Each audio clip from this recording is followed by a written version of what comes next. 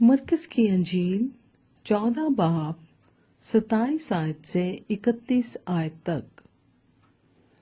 یسوع پیش گوئی کرتا ہے کہ پطرس میرا انکار کرے گا،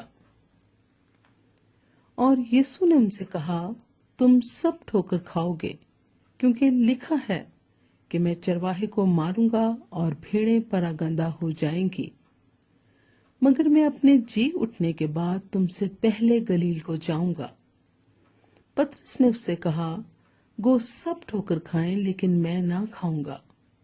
یسوع نے اس سے کہا، میں تجھ سے سچ کہتا ہوں کہ تو آج اسی رات مرغ کے 2 بار بانگ دینے سے پہلے 3 بار میرا انکار کرے گا۔ لیکن اس نے بہت زور دے کر کہا، اگر تیرے ساتھ مجھے مرنا بھی پڑے تو بھی تیرا انکار ہرگز نہ کروں گا۔ اسی طرح اور سب نے بھی کہا۔ پاک کلام کے پڑھے اور سنے جانے پر خدا کی برکت ہو، آمین۔